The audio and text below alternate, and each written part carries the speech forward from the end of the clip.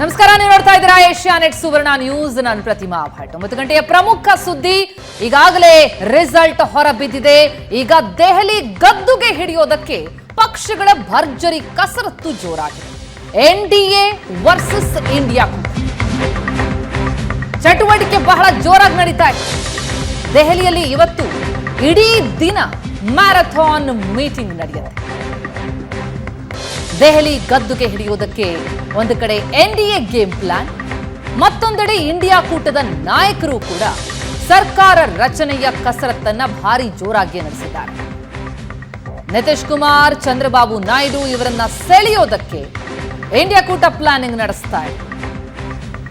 AICC ಅಧ್ಯಕ್ಷ ಮಲ್ಲಿಕಾರ್ಜುನ್ ಖರ್ಗೆ ಅವರ ನಿವಾಸದಲ್ಲಿ high voltage meeting. Mamata Banerjee, Rahul Gandhi, Sonia Gandhi, Akhilesh Yadav, Sharad Pawar ಜೊತೆಗೆ ಆಪ್ ನಾಯಕರು, ಅದರ ಜೊತೆಗೆ ಡಿಎಂಕೆ ಮತ್ತು ಟಿಎಂಸಿಯ ಎಡಪಕ್ಷಗಳ ನಾಯಕರು ಕೂಡ ಸಭೆಯಲ್ಲಿ ಭಾಗಿಯಾಗಿದ್ದು ಸರ್ಕಾರ ರಚನೆ ಕುರಿತು ಚರ್ಚೆಯನ್ನ ನಡೆಸಲಿದ್ದಾರೆ. ಇಂಡಿಯಾ ನಾಯಕರು ಇವತ್ತು ಸಂಜೆ 6 ಗಂಟೆಗೆ ಎಐಸಿಸಿ ಅಧ್ಯಕ್ಷ ಮಲ್ಲಿಕಾರ್ಜುನ್ ಖರ್ಗೆ ಅವರ ನಿವಾಸದಲ್ಲಿ ಸಭೆ.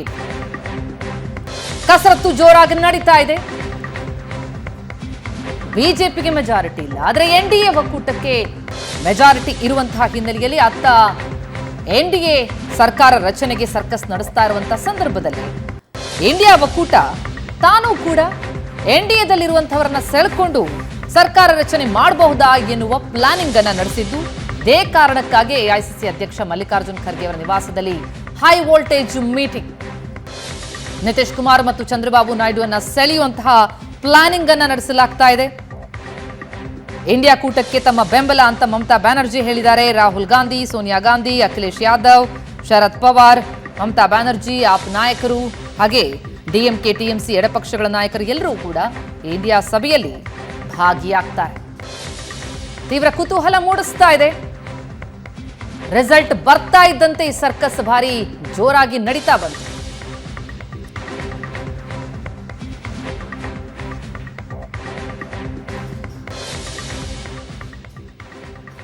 ಎಸ್, ಈ ಬಗ್ಗೆ ಡೀಟೇಲ್ಸ್ ಪಡೆಯೋಣ. ನಮ್ಮ ದೆಹಲಿ ಪ್ರತಿನಿಧಿ ಡೆಲ್ಲಿ ಮಂಜು ಈಗ ನೇರ ಸಂಪರ್ಕದಲ್ಲಿದ್ದಾರೆ. ಎಸ್ ಮಂಜು, ನಿನ್ನೆ ರಿಸಲ್ಟ್ ಬಂತು. ರಿಸಲ್ಟ್ ಬರ್ತಾ ಇದ್ದಂತೆ ಬಹಳ ದೊಡ್ಡ ಮಟ್ಟದಲ್ಲಿ ಚರ್ಚೆಯಾದದ್ದು ಏನು ಅಂತಂದ್ರೆ ಯಾರು ಹೇಗೆ ಸರ್ಕಾರವನ್ನ ನಡೆಸ್ತಾರೆ ಅಂತ. ಅಫ್ಕೋರ್ಸ್ ಎನ್ಡಿಎಗೆ ಬಲ ಇದೆ, ಆದ್ರೂ ಕೂಡ ಇಂಡಿಯಾ ಒಕ್ಕೂಟ ತಾನೇನಾದ್ರೂ ಸರ್ಕಸ್ ಮಾಡಿ ಸರ್ಕಾರ ರಚನೆ ಮಾಡಬಹುದಾ ಎನ್ನುವಂತ ಪ್ರಯತ್ನವನ್ನ ಸಹಜವಾಗಿ ಒಂದು ರಾಜಕೀಯ ಪಕ್ಷವಾಗಿ ನಡೆಸ್ತಾ ಇರುವಂತದ್ದು. ಯಾವ ರೀತಿಯ ಪ್ರಯತ್ನಗಳು ನಡೀತಾ ಇದೆ, ಈ ಸಭೆಯ ಬಗ್ಗೆ ಡೀಟೇಲ್ಸ್ಗಳು ಕೊಡೋದಾದ್ರೆ ಯಾರೆಲ್ಲ ಇದರಲ್ಲಿ ಇನ್ವಾಲ್ವ್ ಆಗ್ತಾ ಇದ್ದಾರೆ, ಸಾಥ್ ಕೊಡ್ತಾ ಇದ್ದಾರೆ? ಪ್ರತಿಮಾ, ಇವತ್ತಿನ ಡೇ ಅನ್ನ ನಾವು ಒಂದು ರೀತಿಯಲ್ಲಿ ಗೇಮ್ ಚೇಂಜರ್ಸ್ಗಳ ಡೇ ಅಂತಾನೆ ನಾವು ಹೇಳ್ಬೋದಾ ಅನ್ನುವಂತಹದ್ದು ಕಾಣಿಸ್ತಾ ಇರುವಂಥದ್ದು. ಕಾರಣ ಇಷ್ಟೇ, ನಾವು ಎನ್ಡಿಎ ಪಾಳ್ಯದಲ್ಲಿ ನಾವು ನೋಡೋದಾದ್ರೆ ಈ ಫಲಿತಾಂಶ ಎನ್ಡಿಎ ನಾಯಕರಿಗೆ ಖುಷಿ ತಂದುಕೊಟ್ರು ಕೂಡ ಬಿಜೆಪಿಗೆ ಒಂದು ರೀತಿಯಲ್ಲಿ ಬೇಸರವನ್ನೇ ಇರಿಸಿರುವಂಥದ್ದು ಸ್ಪಷ್ಟವಾಗಿ ಗೊತ್ತಾಗ್ತಾ ಇರುವಂಥದ್ದು ಅಂಕಿ ಸಂಖ್ಯೆಗಳನ್ನು ಇಟ್ಟುಕೊಂಡು ನೋಡಿದಂಥ ಸಂದರ್ಭದಲ್ಲಿ. ಆದರೂ ಕೂಡ ಹೆಚ್ಚು ಸ್ಥಾನ ಗಳಿಸಿರುವ ಕಾರಣಕ್ಕೋಸ್ಕರ ಎನ್ಡಿಎ ಕೂಟ ಅಧಿಕಾರವನ್ನು ನಡೆಸಲೇಬೇಕಾಗುತ್ತೆ. ಆ ಹಿನ್ನೆಲೆಯಲ್ಲಿ ಒಂದು ದೊಡ್ಡ ಮಟ್ಟದಲ್ಲಿ ಒಂದು ಸ್ಟ್ರಾಟಜಿಯನ್ನು ಕೂಡ ಮಾಡಿರುವಂಥದ್ದು. ಅದರ ಜೊತೆಯಲ್ಲೇ ತನ್ನ ಎನ್ಡಿಎ ಭಾಗಿಗಳು ಯಾರು ಇದ್ದಾರೆ ಅವರೆಲ್ಲರನ್ನೂ ಕೂಡ ವಿಶ್ವಾಸಕ್ಕೆ ತೆಗೆದುಕೊಂಡು ಅವರ ಜೊತೆಯಲ್ಲಿ ಸರ್ಕಾರ ಮಾಡುವಂಥದ್ದು ಈ ಬಾರಿಯ ಸವಾಲಿನ ಕೆಲಸ ಅಂತಲೇ ಮೋದಿ ಅವರಿಗೆ ಹೇಳ್ಬೋದಾಗತ್ತೆ. ಸೊ ಅದರ ಭಾಗವಾಗಿ ಮೊದಲ ದಿನ ಅಂದರೆ ಇವತ್ತು ಎನ್ಡಿಎ ಸಭೆ ನಡೆಯುತ್ತೆ. 4 ಗಂಟೆಯ ಹೊತ್ತಿಗೆ ಎನ್ಡಿಎ ಸಭೆ ಒಂದು ಖಾಸಗಿ ಹೋಟೆಲ್ನಲ್ಲಿ ನಡೆಯಬಹುದು ಅನ್ನುವಂತಹ ಮಾಹಿತಿ ಇದೆ. ಈ ಎನ್ಡಿಎ ಕೂಟಕ್ಕೆ ಪ್ರಮುಖವಾಗಿ ಚಂದ್ರಬಾಬು ನಾಯ್ಡು ಅವ್ರಿಗೆ ಆಹ್ವಾನ ಇದೆ, ಅವ್ರು ಬರ್ತೇವೆ ಅನ್ನುವಂಥ ಮಾತನ್ನು ಕೂಡ ಹೇಳಿದ್ದಾರೆ. ಅದೇ ರೀತಿ ನಿತೀಶ್ ಕುಮಾರ್ ಮೋದಿ ಅವರು ಪ್ರೀತಿಯಿಂದ ನಿನ್ನೆ ನಿತೀಶ್ ಬಾಬು ಅಂತಲೂ ಕೂಡ ಹೇಳಿದ್ರು. ಅವರು ಕೂಡ ಬಿಹಾರಿನ ಸಿಎಂ, ಅವರು ಕೂಡ ಬರ್ತಾರೆ, ಭಾಗಿಯಾಗ್ತಾರೆ ಅನ್ನುವಂಥದ್ದು.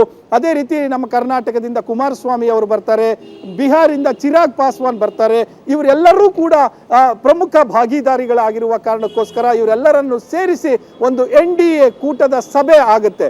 ಮುಂದಿನ ಸರ್ಕಾರ ರಚನೆ ಹೇಗೆ ಇರಬೇಕು, ಮತ್ತೆ ಸರ್ಕಾರ ರಚಿಸಿದರೆ ಯಾರ್ಯಾರ ಪಾತ್ರ ಎಷ್ಟು ಏನು ಅನ್ನುವಂಥ ಎಲ್ಲ ಪ್ರಶ್ನೆಗಳಿಗೂ ಕೂಡ ಇವತ್ತು ಉತ್ತರವನ್ನು ಕಂಡುಕೊಳ್ಳುವಂತಹ ಪ್ರಯತ್ನ ನಡೆಯುತ್ತೆ. ಇದು ಕೂಡ ಒಂದು ಸುದೀರ್ಘವಾಗಿ ಸಭೆ ನಡೆಯಬಹುದು ಅಂತ ಹೇಳಲಾಗ್ತಾ ಇರುವಂಥದ್ದು. ಕಾರಣ ಅದಕ್ಕೂ ಮಿಗಿಲಾಗಿ ಒಂದು ಕುತೂಹಲ ಇರುವಂಥದ್ದು. ಈ ಗೇಮ್ ಚೇಂಜರ್ಸ್ ಅಂತ ನಾವು ಯಾರು ಹೇಳ್ತಾ ಇದ್ದೇವೆ, TDPಯ ಮುಖ್ಯಸ್ಥ ಚಂದ್ರಬಾಬು ನಾಯ್ಡು ಇರ್ಬೋದು, ಅದೇ ರೀತಿ ಬಿಹಾರ್ CM ನಿತೀಶ್ ಕುಮಾರ್ ಇರ್ಬೋದು, ಇವರೆಲ್ಲರಿಗೂ ಕೂಡ ಆ ಕಡೆ ಇಂಡಿ ಘಟಬಂಧನದ ಪ್ರಮುಖ ನಾಯಕರು ಕೂಡ ಗಾಳ ಹಾಕಿರುವಂಥದ್ದು. ಈ ಹಿನ್ನೆಲೆಯಲ್ಲಿ ಇವರು ಯಾರ ಕಡೆ ವಾಲಬಹುದು ಅನ್ನುವಂಥ ಪ್ರಶ್ನೆ ಬಹುದೊಡ್ಡದಾಗಿ ಕಾಡ್ತಾ ಇದೆ. ಕಾರಣ ಇಷ್ಟೇ, ಈ ಹಿಂದೆ ಅವರು ನಡೆದುಕೊಂಡು ಬಂದಿರುವಂಥ ಹಾದಿಯನ್ನು ನೋಡಿದಾಗ ಇವರು ಬೇರೆ ಕಡೆ ಚೇಂಜ್ ಆಗಬಹುದಾ ಅನ್ನುವಂಥ ಪ್ರಶ್ನೆಗೆ ಸ್ಪಷ್ಟ ಉತ್ತರ ಇವತ್ತು ಸಂಜೆಯ 4 ಅಥವಾ 5 ಗಂಟೆಗೆ ಗೊತ್ತಾಗುತ್ತೆ. ಯಾಕಂದರೆ ಚಂದ್ರಬಾಬು ನಾಯ್ಡು ಅವರನ್ನು ಇದೇ BJP ಸರ್ಕಾರ ಈ ಹಿಂದೆ ಅವರು ಬಂಧನ ಆಗಿದ್ದಂಥ ಸಂದರ್ಭದಲ್ಲಿ ಅವರ ಇಡೀ ಫ್ಯಾಮಿಲಿ ದೆಹಲಿಗೆ ಬಂದು ಕೂತು ಮನವಿ ಮಾಡಿದಾಗ ಕನಿಷ್ಠ ಸೌಜನ್ಯಕ್ಕೂ ಕೂಡ ಭೇಟಿ ಆಗಲಿಕ್ಕೆ ಅವಕಾಶ ಕೊಡಲಿಲ್ಲ ಅನ್ನುವಂಥ ವಿಚಾರ ಇರ್ಬೋದು, ಅವರನ್ನು ನಡೆಸ್ಕೊಂಡಂಥ ವಿಚಾರ ಇರ್ಬೋದು. ಈ ಹಿಂದೆ 5 ವರ್ಷಗಳ ಅವಧಿಯಲ್ಲಿ ಜಗನ್ ಮುಂದಿಟ್ಕೊಂಡು ಈ ಒಂದು ಬೇಸರ TDP ಪಾಳಯದಲ್ಲೂ ಕೂಡ ಇದೆ. ಚಂದ್ರಬಾಬು ನಾಯ್ಡುಗೆ ಇದೆಲ್ಲವೂ ಕೂಡ ಗೊತ್ತಿದೆ. ಇವರಿಗೆ ಮೋದಿ ನೇತೃತ್ವದ ಸರ್ಕಾರಕ್ಕೆ NDA ಹೊಸದಾಗಿ ಕಾಣಿಸಬಹುದು. ಆದರೆ ಈ ಹಿಂದೆ ಅಂದರೆ ಕಳೆದ 2 ಬಾರಿಯಲ್ಲೂ ಕೂಡ BJP ಹೆಚ್ಚು ಸ್ಥಾನ ಗಳಿಸಿದ ಕಾರಣಕ್ಕೆ NDA ನಾಯಕರ ಆಟ ಏನು ನಡೀಲಿಲ್ಲ. ಆದರೆ ವಾಜಪೇಯಿ ಅವರ ಸರ್ಕಾರದಲ್ಲಿ NDA ಆಟ ಹೇಗಿತ್ತು, ಆ ಸರ್ಕಾರದಲ್ಲಿ ಆ ಆಟದಲ್ಲಿ ಚಂದ್ರಬಾಬು ನಾಯ್ಡು ಅವರು ಭಾಗವಹಿಸಿದ್ರು. ಅವರು ಕೂಡ ಒಳ್ಳೆ ಪ್ಲೇಯರ್ ಆಗಿದ್ರು. ಸೊ ಅವರಿಗೆ ಎಲ್ಲಿ ಮೇಲೆ ಹೋಗಬೇಕು, ಎಲ್ಲಿ ಕೆಳಗಡೆ ಇರಬೇಕು, ಯಾರನ್ನ ತಮ್ಮ ಕಬ್ಜಾದಲ್ಲಿ ಇಟ್ಕೋಬೇಕು, ಇವೆಲ್ಲವೂ ಕೂಡ ಚೆನ್ನಾಗಿ ಗೊತ್ತಿದೆ ಅನ್ನುವಂಥದ್ದು. ಇನ್ನು ನಿತೀಶ್ ಕುಮಾರ್ ನೋಡಿದಾಗ ಕಳೆದ 1 ವರ್ಷ, ಹೆಚ್ಚು ಕಡಿಮೆ 1 ವರ್ಷದಿಂದ ಅವರು ಶಿಫ್ಟ್ ಆಗಿರುವಂಥದ್ದು. ಯಾವಾಗ ಪಲ್ಲಟ ಆಗ್ತಾರೆ ಅನ್ನುವಂಥ ಪ್ರಶ್ನೆಗೆ ಉತ್ತರ ಬಹಳ ಕಷ್ಟ ಕೊಡೋದು. ಆದರೆ ನಿನ್ನೆ ಇವತ್ತಿನ ತನಕವೂ ಕೂಡ ಒಂದು ಅಭಿಪ್ರಾಯ ವ್ಯಕ್ತ ಆಗ್ತಾ ಇರುವಂಥದ್ದು, ನಾವು NDA ಕೂಟದ ಭಾಗಿಗಳಾಗಿರ್ತೇವೆ, ನಾವು ಅದನ್ನು ಬಿಟ್ಟು ಮುಂದೆ ಹೋಗಲ್ಲ ಅನ್ನುವಂಥದ್ದು. ಆದರೆ ಇವತ್ತು ಬೆಳಗ್ಗೆಯಿಂದ ಆಲ್ರೆಡಿ ನಿತೀಶ್ ಕುಮಾರ್ ಬೆಂಬಲಿಗರು ಶುರು ಮಾಡಿದ್ದಾರೆ. ನಿತೀಶ್ ಕುಮಾರ್ ಪ್ರಧಾನಿ ಆಗಬೇಕು ಅನ್ನುವಂತಹ ಮಾತುಗಳು ಕೂಡ ಕೇಳಿ ಬರ್ತಾ ಇದ್ದಾವೆ. ಸೊ ಹಾಗಾಗಿ ಇವತ್ತು NDA ಸಭೆಯಲ್ಲಿ ಚರ್ಚೆ ಆಗುತ್ತೆ, ಮತ್ತೆ ಅದಕ್ಕೊಬ್ರು ಕನ್ವೀನರ್ ಯಾರು ಅನ್ನುವಂಥದ್ದು ಗೊತ್ತಾಗುತ್ತೆ. ಪ್ರತಿಮಾ. ಎಸ್ ಮಂಜು, ಹಾಗೆ ಸಂಪರ್ಕದಲ್ಲಿ ಇನ್ನಷ್ಟು ಡೀಟೇಲ್ಸ್ ಅನ್ನ ನಿಮ್ಮಿಂದ ಪಡ್ಕೊಳ್ತಾ ಹೋಗ್ತೀನಿ. ಒಟ್ಟಾರೆ ಸಾಧ್ಯತೆಗಳು ಏನು ಅಂತ ನಾವು ಗಮನಿಸ್ತಾ ಹೋಗೋದಾದ್ರೆ, ಒಂದೊಮ್ಮೆ ಈಗ NDA ಭಾಗವಾಗಿರುವಂತಹ ನಿತೀಶ್ ಮತ್ತು ಚಂದ್ರಬಾಬು ನಾಯ್ಡು ಇಂಡಿಯಾ ಒಕ್ಕೂಟಕ್ಕೆ ಏನಾದರೂ ಬೆಂಬಲ ಕೊಟ್ಟಿದ್ದೇ ಆದ್ರೆ ಆಗ ಏನಾಗಬಹುದು? ಇಂಡಿಯಾ ಒಕ್ಕೂಟದ ಬಳಿ ಸದ್ಯ 234 ಸಂಸದರಿದ್ದಾರೆ. JDU 12 ಮತ್ತು TDP 16. ಅಂದ್ರೆ ನಿತೀಶ್ ಕುಮಾರ್ ಮತ್ತು ಚಂದ್ರಬಾಬು ನಾಯ್ಡು ಅವರ ಪಕ್ಷಗಳು ಬೆಂಬಲ ಕೊಟ್ಟಿದ್ದೇ ಆದ್ರೆ, ಜೊತೆಗೆ ಇತರೆ ಪಕ್ಷಗಳ ಬೆಂಬಲವನ್ನ ಪಡ್ಕೊಂಡಿದ್ಲಿಕ್ಕೆ ಸಾಧ್ಯ ಆದದ್ದೇ ಪಕ್ಷದಲ್ಲಿ ಆಗ ಇಂಡಿಯಾ ಒಕ್ಕೂಟ 279 ಸ್ಥಾನಗಳನ್ನ ಗಳಿಸುತ್ತೆ. ಮ್ಯಾಜಿಕ್ ನಂಬರ್ 272 ಪಡೆಯೋದಕ್ಕೆ ಸಾಧ್ಯ ಆಗತ್ತೆ. ಸರ್ಕಾರ ರಚನೆ ಕೂಡ ಸುಲಭ ಆಗತ್ತೆ. ಅದು ಇಂಡಿಯಾ ಒಕ್ಕೂಟದ ಪ್ಲಾನ್. ಬಟ್ ಇದೆಲ್ಲವೂ ಸಾಧ್ಯ ಆಗೋದು ಯಾವಾಗ? JDU ಮತ್ತು TDP, ಚಂದ್ರಬಾಬು ನಾಯ್ಡು ಮತ್ತು ನಿತೀಶ್ ಕುಮಾರ್ ಅವರ ಬೆಂಬಲ ಸಿಕ್ಕ ಪಕ್ಷದಲ್ಲಿ ಮಾತ್ರ ಇಂಡಿಯಾ ಒಕ್ಕೂಟ ಗದ್ದುಗೆಯನ್ನ ಏರೋದಕ್ಕೆ ಸಾಧ್ಯ ಆಗತ್ತೆ. ಹಾಗಾಗತ್ತಾ ಅನ್ನೋದೇ ಸದ್ಯದ ಕುತೂಹಲ ಇರುವಂಥದ್ದು. ಯಾಕಂದ್ರೆ ಮ್ಯಾಜಿಕ್ ನಂಬರ್ 272 BJPಯ ಬಳಿ ಇಲ್ಲ. NDA ಒಕ್ಕೂಟದಿಂದಾಗಿ BJP ಈಗ ಮ್ಯಾಜಿಕ್ ನಂಬರ್ ಅನ್ನ ತಲುಪಿರುವಂಥದ್ದು. ಮ್ಯಾಜಿಕ್ ನಂಬರ್ಗಿಂತ ಬಹಳ ದೊಡ್ಡ ಮಟ್ಟದಲ್ಲೇ 290 ದಾಟಿ ಸರ್ಕಾರ ರಚನೆ ಮಾಡೋದಕ್ಕೆ ಎಲ್ಲ ಪ್ರಯತ್ನಗಳನ್ನ ಒಂದು ಕಡೆ ನಡೆಸ್ತಾ ಇದೆ. ಆದ್ರೆ ನಿತೀಶ್ ಮತ್ತು ನಾಯ್ಡು ನಡೆ ಏನು? ಹೇಳಿಕೆ NDA ಪರ ಇದ್ರೂ ಕೂಡ ಅವರ ನಡೆ ಇಂಡಿಯಾ ಕಡೆ ಏನಾದರೂ ಆಗಿದ್ದೇ ಪಕ್ಷದಲ್ಲಿ ಆಗ ಸಂಪೂರ್ಣವಾದಂತಹ ಚಿತ್ರಣ ಬದಲಾಗುತ್ತೆ. ಇಂಡಿಯಾ ಒಕ್ಕೂಟ ಸರ್ಕಾರ ರಚನೆ ಮಾಡುವಂತಹ ಸಾಧ್ಯತೆಗಳು ಕಂಡು ಬರುತ್ತೆ.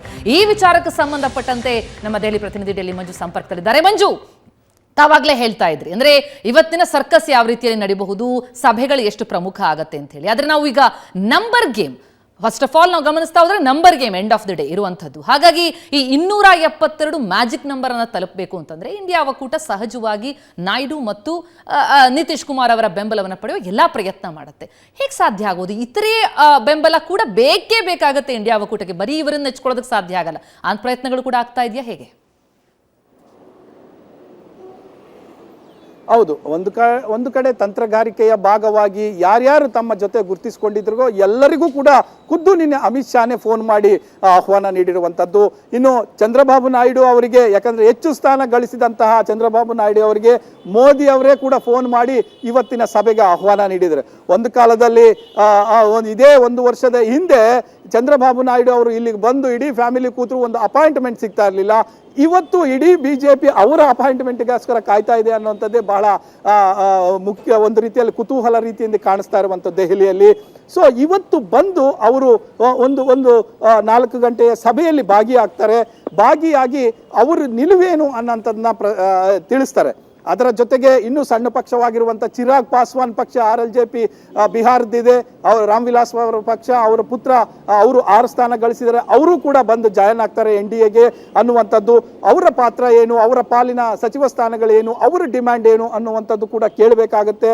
ಇನ್ನು ನಿತೀಶ್ ಕುಮಾರ್ ಪ್ರಮುಖ ಪಾತ್ರಧಾರಿ, ಅವರು ಕೂಡ ಅವರು ಏನನ್ನ ಅಪೇಕ್ಷೆ ಪಡ್ತಾ ಇದ್ದಾರೆ ಅನ್ನುವಂಥ ಪ್ರಶ್ನೆ ಈಗ ಬಹಳ ಮುಖ್ಯವಾಗಿರುವಂಥದ್ದು. ಯಾಕೆ ಅಂತ ಅಂದ್ರೆ ಸರ್ವೆಗಳ ಬಂದ ಬಳಿಕ, ಸರ್ವೆ ರಿಪೋರ್ಟ್ಸ್ ಬಂದ ಬಳಿಕ ಚುನಾವಣಾ ಫಲಿತಾಂಶಕ್ಕಿನ್ನ ಇಂದಿನ ದಿನ ಇಲ್ಲಿಗೆ ದೆಹಲಿಗೆ ಬಂದಿದ್ರು ನಿತೀಶ್ ಕುಮಾರ್. ಸುಮಾರು ಹೊತ್ತು ಪ್ರಧಾನಿಗಳ ಜೊತೆ ಮಾತನಾಡಿದ್ರು, ಅಮಿತ್ ಶಾ ಅವ್ರ ಜೊತೆ ಮಾತನಾಡಿದ್ರು. ಏನಾಯ್ತು ಅನ್ನುವಂಥದ್ದಕ್ಕೂ ಇನ್ನೂ ಕೂಡ ಹೊರಗಡೆ ಬಂದಿಲ್ಲ. ಆದರೆ ಮುಂಚೆಗೂ ಭೇಟಿಯಾಗಿ ಮಾತುಕತೆ ನಡೆಸಿದ್ದಾರೆ. ಈಗ ತದನಂತರ ಅಂದ್ರೆ ಫಲಿತಾಂಶದ ತದನಂತರವೂ ಕೂಡ ಇವತ್ತಿನ ಸಭೆಗೆ ಬರ್ತಾ ಇದ್ದಾರೆ. JDA ನಾಯಕರು, ಅವರು JDUನ ನಾಯಕರು ಹೇಳಿಕೆ ಕೊಟ್ಟಿದ್ದಾರೆ, ನಾವು ಬರ್ತೇವೆ, NDA ಭಾಗವಾಗಿ ಇರ್ತೇವೆ ಅನ್ನುವಂಥದ್ದು. ಆದರೆ ಅವರ ನಡೆಗಳಿಗೆ ಬೇರೆ ರೀತಿಯದ್ದೇ ಬಣ್ಣ ಸಿಗ್ತಾ ಇರುವಂಥದ್ದು. ಯಾಕೆ ಅಂದ್ರೆ ಇದೇ ನಿತೀಶ್ ಕುಮಾರ್ 1 ವರ್ಷದ ಅಂದ್ರೆ ಇಂಡಿಯಾ ಕೂಟ ಸ್ಥಾಪನೆಯಲ್ಲಿ ಅವರು ಕೂಡ ಒಬ್ಬರು ಪ್ರಮುಖ ನಾಯಕರಾಗಿದ್ರು, ಪ್ರಮುಖ ಭಾಗಿಯಾಗಿದ್ರು, ಪ್ರಮುಖರಾಗಿ ಯಾಕಂದ್ರೆ JDUನ ಲೀಡ್ ಮಾಡೋಕ್ಕೆ ಇಂಡಿಯಾ ಕೂಟದ ಸದಸ್ಯರು ಕೂಡ ಆಗಿದ್ರು. ಸೊ ಅದನ್ನ ಇಟ್ಕೊಂಡು ನೀವು ನಮ್ಮವರು, ಈ ಹಿಂದೆ ಈ ಇಂಡಿಯಾ ಕೂಟ ಸ್ಥಾಪನೆ ಆಗುವಲ್ಲಿ ಪ್ರಮುಖ ಪಾತ್ರ ನಿಮ್ದು ಇತ್ತು, ಅವತ್ತು ಕೂಡ ನೀವು ಕನ್ವೀನರ್ ಆಗಬೇಕು ಅನ್ನುವಂಥ ಒತ್ತಾಯ ಇತ್ತು. ಅದರ ಜೊತೆಯಲ್ಲಿ ನಿಮ್ಮ ಸಲಹೆ ಸೂಚನೆಗಳಿಗೆ ನಾವು ಯಾವಾಗಲೂ ಕೂಡ ಸಂಪರ್ಕ ಮಾಡ್ತಾನೆ ಇದ್ವಿ ಅನ್ನುವಂತಹ ಎಲ್ಲ ರೀತಿಯಾದಂತಹ ಅಂದ್ರೆ ಇಂದಿನ ನೆನಪುಗಳನ್ನ ಇವತ್ತು ಇಂಡಿಯಾ ಘಟಬಂಧನದ ನಾಯಕರು ನಿತೀಶ್ ಕುಮಾರ್ಗೆ ಮನವರಿಕೆ ಮಾಡಿಕೊಡ್ತಾ ಇದ್ದಾರೆ. ಮತ್ತೆ ಬಿಹಾರದಲ್ಲಿ ನಿಮ್ಮ ಮುಂದಿನ ಭವಿಷ್ಯ ನೋಡ್ಕೊಳ್ಳಿ, ಇವತ್ತಿಗೆ ಕೇವಲ ಅಧಿಕಾರಕ್ಕೋಸ್ಕರ NDA ಕೂಟಕ್ಕೆ ಹೋಗಬೇಡಿ ಅನ್ನುವಂತಹ ಮಾತುಗಳು ಕೂಡ ಇಂಡಿಯಾ ಕೂಟದ ನಾಯಕರು ನಿತೀಶ್ ಕುಮಾರ್ಗೆ ತಲುಪಿಸ್ತಾ ಇರುವಂಥದ್ದು. ಇನ್ನೊಂದು ಕಡೆ TDP ಚಂದ್ರಬಾಬು ನಾಯ್ಡು ಅವ್ರಿಗೂ ಕೂಡ ಶರದ್ ಪವಾರ್ ಅವರ ಕಡೆಯಿಂದ ಹೇಳಿಸ್ತಾ ಇದ್ದಾರೆ. ಯಾಕಂದ್ರೆ ಅವರಿಬ್ಬರು ಕೂಡ ಹಳೆ ಸ್ನೇಹಿತರು, ಒಂದು ಕಾಲದಲ್ಲಿ ಭಾಗಿಗಳಾಗಿ ಕೆಲಸ ಮಾಡಿದವರು ಹಿಂದಿನ ಸರ್ಕಾರದಲ್ಲಿ, ಅಟಲ್ ಬಿಹಾರಿ ವಾಜಪೇಯಿ ಸರ್ಕಾರದಲ್ಲಿ. ಸೊ ಹಾಗಾಗಿ ಆ ಸಂಬಂಧವನ್ನ ಬಳಸ್ಕೊಂಡು ಅವರನ್ನ ತರಬಹುದಾ ಅನ್ನುವಂಥದ್ದು ಇಂಡಿಯಾ ಕೂಟ ನೋಡ್ತಾ ಇದೆ. ಅವ್ರನ್ನ ಮಾತಾಡಿಸುವಂತಹ ಪ್ರಯತ್ನಗಳು ಮಾಡ್ತಾ ಇದೆ, ಚರ್ಚೆ ಮಾಡುವಂತಹ ಪ್ರಯತ್ನ ಮಾಡ್ತಾ ಇದೆ. ಇದು ಎಲ್ಲವೂ ಕೂಡ ಈಗ ಮೇಲ್ನೋಟಕ್ಕೆ ಕಂಡು ಬರ್ತಾ ಇರೋದು. ಆದ್ರೆ ನಾಯಕರು ನಿನ್ನೆ ಸಂಜೆಯವರೆಗೂ ಕೂಡ ಚಂದ್ರಬಾಬು ನಾಯ್ಡು ತಮ್ಮ ನಿಲುವನ್ನು ಹೇಳಿಲ್ಲ. ಅಂದ್ರೆ ಪ್ರೆಸ್ ಕಾನ್ಫರೆನ್ಸ್ ಮಾಡಿ ಹೇಳಿಲ್ಲ. ಯಾಕಂದ್ರೆ ವಿಜಯೋತ್ಸವವನ್ನು ಆಚರಿಸಬೇಕಾಗಿತ್ತು, ಒಂದು ಪ್ರೆಸ್ ಮೂಲಕ ಹೇಳಬೇಕಾಗಿತ್ತು ನಮ್ಮ ನಿಲುವೇನು ಅನ್ನುವಂಥದ್ದು. ಆದ್ರೆ ಹೇಳಿಲ್ಲ. ಕೊನೆಗೆ ಅಂತಿಮವಾಗಿ ತಮ್ಮ X ಖಾತೆಯಲ್ಲಿ ಅಭಿಪ್ರಾಯನ ಹಂಚಿಕೊಂಡ್ರು. ಆ ನಂತರ ಒಂದು ರೀತಿಯಲ್ಲಿ NDA ನಾಯಕರಿಗೆ ಸಮಾಧಾನ ತರುವಂತಾಯ್ತು, ನಮ್ಮ ಕಡೆ ಇದ್ದಾರೆ, X ಖಾತೆಯಲ್ಲಿ ಅವರ ಶೇರ್ ಮಾಡಿದ್ದಾರೆ ಅಭಿಪ್ರಾಯವನ್ನ, ಹಾಗಾಗಿ ನಾಳೆ ಮೀಟಿಂಗ್ ಇನ್ನಷ್ಟು ಸುಸೂತ್ರವಾಗಿ ನಡೆಯುತ್ತೆ ಅನ್ನುವಂಥದ್ದು ಒಂದು ರೀತಿಯಲ್ಲಿ ಸಮಾಧಾನ ತರುವಂತಹ ವಿಚಾರ NDA ನಾಯಕರಿಗೆ ಆಯ್ತು. ಸೊ ಎರಡೂ ಕಡೆ ತಂತ್ರಗಾರಿಕೆ ಎರಡೂ ಕಡೆ ನಡೀತಾ ಇದೆ. ಈ ಈ ಒಂದು ಗೇಮ್ ಎಲ್ಲಿಗೆ ಬಂದು ಮುಟ್ಟುತ್ತೆ ಅನ್ನುವಂಥದ್ದು ಬಹುತೇಕ ಇವತ್ತಿನ ಸಂಜೆಗೆ ಎರಡೂ ಮೀಟಿಂಗ್ಗಳ ಬಳಿಕ ಗೊತ್ತಾಗುತ್ತೆ. ಪ್ರತಿಮಾ. ಎಸ್ ಮಂಜು, ಮತ್ತೆ ನಿಮ್ಮನ್ನ ಸಂಪರ್ಕಿಸ್ತೀನಿ ಇನ್ನಷ್ಟು ಡೀಟೇಲ್ಸ್ ಅನ್ನ ಪಡೆಯೋದಕ್ಕೆ. ಯಾಕಂದ್ರೆ 3ನೇ ಬಾರಿ ದೆಹಲಿ ಗದ್ದುಗೆ ನೀರೋದಕ್ಕೇನು NDA ಭಾರಿ ತಂತ್ರಗಾರಿಕೆ ನಡೆಸ್ತಾ ಇದೆ.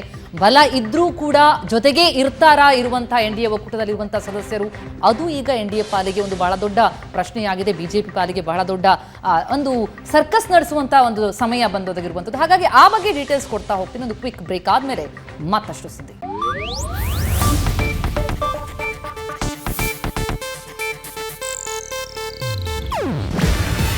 ಇದು ಏಷ್ಯಾನೆಟ್ ನ್ಯೂಸ್ ನೆಟ್ವರ್ಕ್ ಪ್ರಸ್ತುತಿ. ನೀವು ನೋಡ್ತಿದ್ದೀರಾ ಏಷ್ಯಾನೆಟ್ ಸುವರ್ಣ ನ್ಯೂಸ್.